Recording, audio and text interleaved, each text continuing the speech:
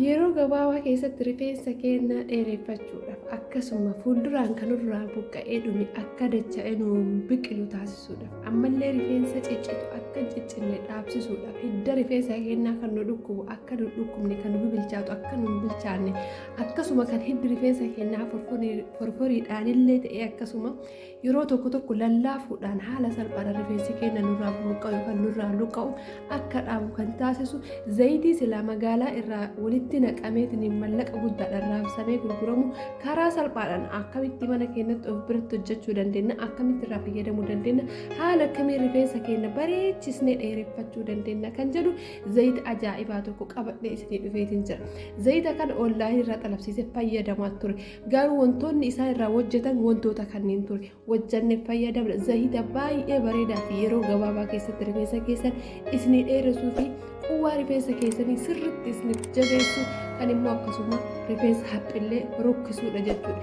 Keessattuu rifeensa ciccitu rifeensa yaa'u kan dhaabuu jechuudha. Hidda rifeensa keenyaa kan jabeessuudha. Karaa salphaadhaan manatti of biratti hojjechuu dandeessan zayita 2 qofa irraa jechuudha. Hamma xumura viidiyootti obsaan na dhageeffadhaan isiniin jira. Obboleewwan kiyya waan ofii jaallatan obboleewwan ofiitiin akka jaallatan amantaa islaamaatti nu ajajame ture. Egaa rifeensa karaa salphaadhaan guddifachuuf zayita kana ofuma biratti hojjettanii ol keettanii yeroo gabaabaa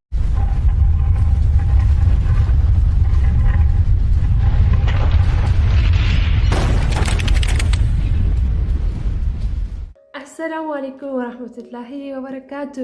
يا حركة نجرجرتو ماتي وما جبقنا جيان كارا چاينا لكنا رفتني دران رسولو مني چاينا لكنا فهارا وطاتا سبسكرايب بودا ارگا سبسكرايب بودا بودا ملكتا بالبلا سنتوكا اكا يوم فيديو قديسو اسم برقا وجيتودا اما اللي فيديو لي چاينا لكي كيسي جران فيديو لي باب بريدة تجرا فيديو لي داب بالي فيديو لي واهندا كان جيجيرا ميرو قبابا كيسي فيديو نرد اللي تهيكسو واهندا فيديو اصلي أورجينال تجرا جتودا irraa fayyadamaa isin jedha faayidaa malee kamiidhaan qabna jechuudha yoo faayidaalee dhabe ka isin himmiine jechuudha wanti chaayinaa kana keessa jiru egaa obboleewwan kee viidiyoon har'a isiniif dhiyeesse viidiyoo rifeensaati. Rifeensa keenya karaa salphaadhaan ofuma biratti manuma keessatti jechuudha zayita kanneen hojjetannee jechuudha zayita garaamii ta'e kasilaa osoo mallaqaa fiddanii birrii wuddiidhaan bilqaaxii takkitti 300 riyaala fa'a 200 fa'a raabsan jechuudha karaa salphaadhaan of biratti akkamitti hojjechuu dandeessan ashaaba irraa jechuudha. Ashaaba jechuun fireewwan kanneen irraa hojjechuu dandeessan isinitti hima hamma xumura viidiyoo nooliin tura. Inni kun gajar yookaan karkidaa jedhama hin beektan yoo ta'e karkidaa isa akka shaayitti dhugamu sana yookaan immoo akka liptoonatti yoo bishaan keessa gadi kaahan diimatu jechuudha yeroo hedduu ni fayyadaman jaroonni araba fakkeenyaaf dhiphina mataatiif dawaadha yoo waa cinqatii wa'itti mataan tokko dhiphina jechuudha sammuu keenyatii fi dawaadha jechuudha akkasuma buqqee mataa keenyaatiif baay'ee dawaa guddaa qaba arriillee daddafee akka hin yaane taasisa jechuudha dhugaatiin isallee akkasuma dibata hinnaa keessattillee ni makamaa jechuudha karkidaa kana karaa hedduun itti fayyadamuu ni dandeessan. Egaa karkida hamma kana qopheeffannee jirra. Inni amma argitan kuni zayita doraadha. Zayita doraa jechuun zayitii boqqolloo kanuma nyaata wajjannu kan milikinni yookaan suuraan boqqolloo jiru mana keessatti nyaata wajjannu zayita nyaataa jechuudha kan xabbaaqati hamma kana qopheeffanneetiin jirra. Egaa obboleewwan zayita doraa kana faayidaa guddaa qaba. Akka soorataatti rifeensa keenya fayyada. Viitaaminii rifeensi keenya argatu jira waan ta'eef itti fayyadamaa isiniin jedha. Kun immoo waraqal gaar jedhama. Waraqal gaar kuni qimamii keessatti yookaan mi'eessituu nyaatota garaagaraa keessatti jaroonni arabaa itti fayyadaman ni beektan akka biyya keenyatti garuu baala barzaafi fakkaataa jechuudha. Waraqal gaar jedhama. Waraqal gaar yoonii fi argachuu hin dandeenyellee rakkoo qabu ittiin dhiphatina waraqal gaar yoo argachuu hin dandeenyellee rakkina hin qabu jechuudha. Karkidallee yoo dhabdan immoo bakka karkidaa hilbaa fayyadamuu ni dandeettan jechuudha. Hilbaa mootiyyuu wajjin hin daffistanii zayitumatti naqxan jechuu firame isaa jechuu yoo jara lamaan dhabdanii jechuudha. Faayidaan inni rifeensaaf qabu jechuun waraqal gaariin kun hinnaa hojii bishaan isaa danfisanii bishaan isaa hinnaadhaan hojjechuudhaan dibachuu ni dandeessanii akkasuma danfistanii shunkurtaa wajjin illee akka bakaakatitti yookaan immoo akka afuuftutti rifeensa keessatti afuufuu ni dandeettanii.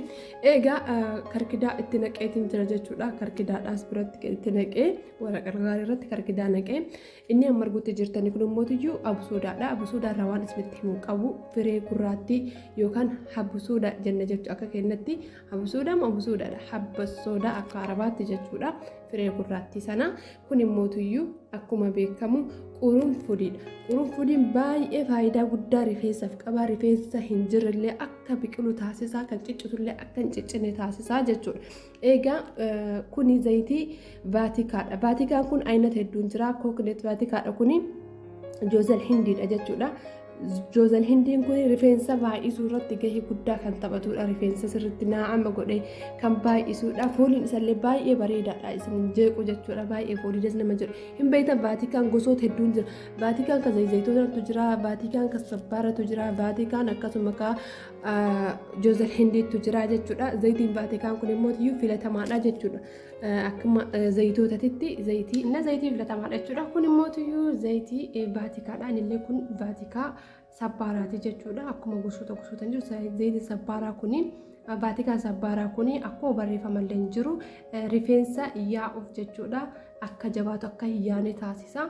Akkasumallee immoo kan irraa dalagame sabbaara jechuun hin beektan akka jeelii jiru sana ergasii illee mootu kookineetii fi zayit vaatikaa sabbaaraa jara lama qofa bitadhaa jechuudha. Jara lamaan qofa hin bitatta suuparmaarkeetti kamittuyyuu ni argama. Ergasii zayitii nyaataa hamma kana ni qopheeffatanii erga jara kana qopheessitanii abisoodaa hamma kana maankaa tokko daayitanii ittiin gootanii akkasuma asittillee zayita nyaataa hamma kana ittiin goona jechuudha. Akkuma dursanitti agarsiise eegasii zayitoota kanneen lameen isaatu jechuudha itti naqxan. Ani amma dura irraa fayyadame waan ta'eef hamma hafe gimmaasha saqqaba waan ta'eef hammuma kana itti godhe maankaa tokko ol waan ta'u itti godhe jechuudha. Abisoodaa fi qurunfudillee jechuudha daakama. Egaa jara kana hundaayyuu bakka tokkotti walirratti itti naqnaa jechuudha. Egaa walirratti itti naqnee geessine obboleewwan kiyya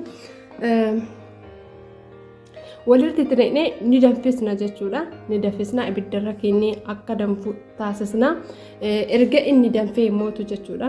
Erga inni danfee hamma xumura viidiyootti ilaalaa tartiibaan isin agarsiisee jira. Erga inni danfee qadaaddanii keettan jechuudha. Qadaaddaniitumaan achi keettan daqiiqaa 30 danfuu qabaa jechuudha. Hunda isaanii itti naqeetiin jira. Akkuma arguutti jirtan kana hunda isaa walitti naqee ibiddarraan kaayaa.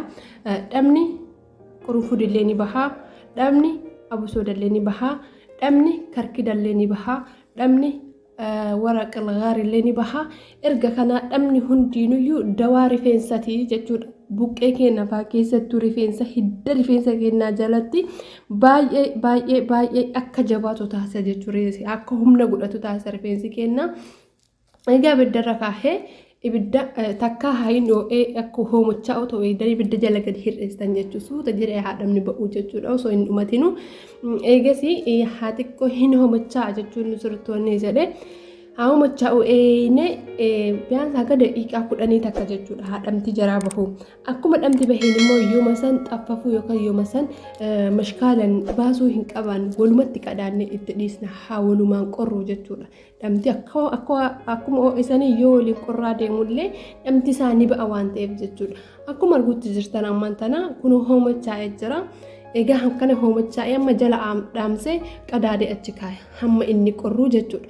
Erga inni qorree immoo dhufee xaffafee zayitii kana fuudhee waan itti fayyadamuu barbaadu sanatti naqaa jechuudha.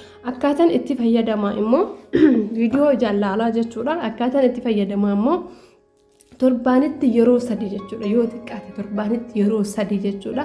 Maal gootan beektan rifeensa keessan kan qulqulluu ta'e jechuu kan dhiqamee jechuudha. Injiraami baqa akka soorata barbaadu injira rifeensa hidda rifeensa keessanii kan soorata barbaadutti xiqqoosii qicattanii jechuudha. Yoo danda'ame naannoo ibiddaa jiraattan xiqqoo ibiddaa irratti labbu gootanii ho'istan jechuudha. Akka isin hin gubnetti zayita waan ta'eef xiqquma ho'istan.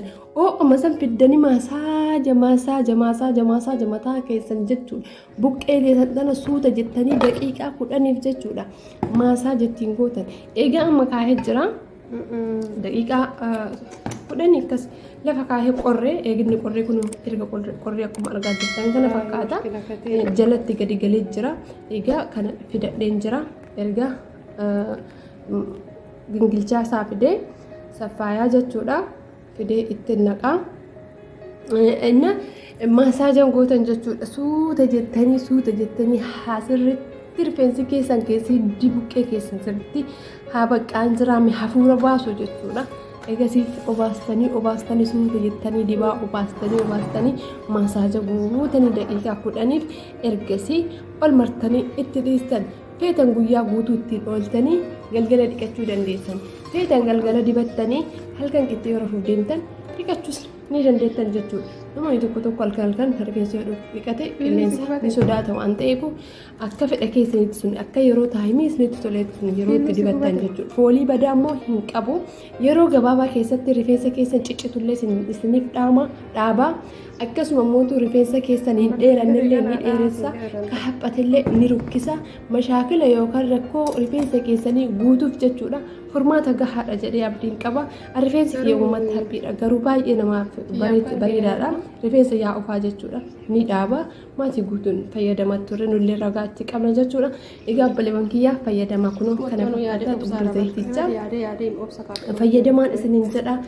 Waan fi jaalladheen isin jaalladhee viidiyoo bareedaa kan birallee fidee isiniif hin dhufa akkasuma viidiyoo dabballee jechuudha. Akka haarawaatti babbareeda fidee akka isinii dhufuuf sabiskiraayib gochuu hin dagatinaa. Akkasuma immoo iyyuu mallattoo bilbilaa tuquu hin dagatinaa akka yoo angalakkis yoo isin bira dhufuu jechuudha. Waan biraatu ilaalatum oolla waan nu fayyadu kana tokko haalaalu isiniin jira. Gaaffii yoo qabaattan karaa koomentii yaada yoo qabaattan karaa koomentii na barreessuu hin dagatinaa. Isin jaalladha isin kabaja zayitichaa kana fakkaata. Wassalaamu alaikum warahmatullahi wabarakatuh.